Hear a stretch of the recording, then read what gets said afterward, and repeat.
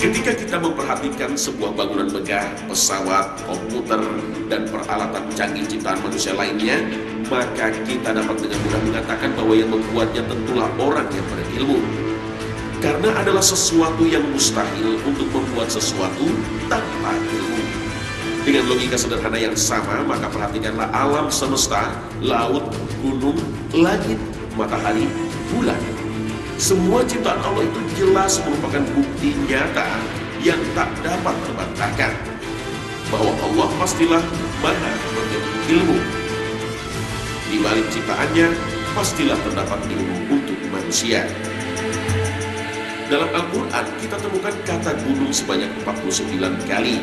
Di antaranya, 22 ayat menyebutkan fungsi gunung sebagai pasak atau tiang pancang. Bukankah kami telah menjadikan bumi itu sebagai hamparan dan gunung-gunung sebagai pasak? Al-Quran, Surah An-Naba, ayat 6-7. Pasak atau paku besar merupakan benda yang menancap ke dalam. Artinya, kepala pasak yang tampak di luar selalu jauh lebih pendek dibanding panjangnya pasak yang terhujang. Ketika agama-agama primitif selama ribuan tahun hanya takjub pada ketinggian gunung, Al-Quran mementahkan kekaguman sesat mereka itu. Ternyata bukan tingginya, tetapi kedalaman akar gunung yang menghujam sampai 15 kali lipat dari tinggi di atas permukaan bumi. Itulah yang lebih dahsyat. Al-Quran menegaskan bahwa fungsi gunung adalah pasak bumi yang memancang ke bawah tanah dengan kokoh. Itu adalah sebuah konsep tentang gunung yang sangat mutakhir dan baru dikenal. Para ahli geofisika menemukan bukti bahwa gerak bumi berubah terus dengan teori lempeng tektonik yang menyebabkan asumsi bahwa gunung mempunyai akar yang berperan menghentikan gerakan horizontal litosfer. Teori lempeng tektonik menyebutkan bahwa kulit bumi berupa 12 lempeng litosfer setebal 5-100 km mengapung di atas substratum plastis atau astenosfer yang tebalnya sampai 3000 km. Lempengan itu bergerak secara horizontal dan saling bertabrakan dari waktu ke waktu dan terlipat ke atas dan ke bawah melahirkan gunung-gunung.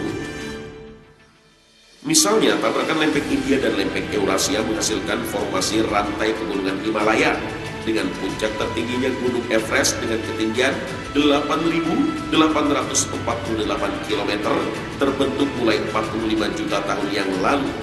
Terbentuknya gunung ditandai dengan akar yang jauh menancap ke dalam bumi. Hal ini menyebabkan melambatnya pergerakan lempeng litosfer.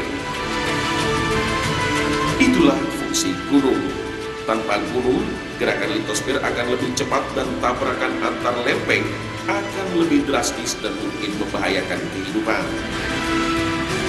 Dengan kata lain, gunung-gunung menggenggam lempengan-lempengan gerak bumi dengan memanjang ke atas dan ke bawah permukaan bumi pada titik-titik pertemuan lempengan-lempengan ini. Dengan cara ini, mereka memancangkan gerak bumi dan mencegahnya dari terombang-ambing di atas lapisan magma atau di antara lempengan-lempengannya. Singkatnya, kita dapat menyamakan gunung dengan paku yang menjadikan lembaran-lembaran kayu tetap menyatu. Dan telah kami jadikan di bumi ini gunung-gunung yang kokoh, supaya bumi itu tidak goncang bersama mereka. Dan telah kami jadikan pula di bumi itu jalan-jalan yang luas agar mereka mendapat petunjuk. Al-Quran, Surah Al-Anbiya ayat 31. Juga jika kita memperhatikan Al-Quran, banyak hal gaib yang belum terjadi ketika Al-Quran diturunkan dan baru terjadi setelahnya. Tentulah juga karena pengetahuan Allah yang tak terbatas dan tak terikat ruang dan waktu. Allah mengetahui kejadian yang dulu, sekarang, dan yang akan terjadi. Misalnya saja tentang kekalahan bangsa Romawi. Allah berfirman, telah dikalahkan Romawi di negeri yang terdekat. Al-Quran, Surat Ar-Rum, ayat 2. Padahal ketika Al-Quran itu turun, bangsa Romawi termasuk imperium besar yang tak terkalahkan. Beberapa tahun setelah Al-Quran diturunkan, ketetapan Allah itu terbukti. Surat ini juga akan berlaku pada masa mendatang. Ketika kekuatan Romawi bermetamorfosis dalam nama lain, maka kita tunggu saja kekalahannya. Wallahu a'lam bishawab.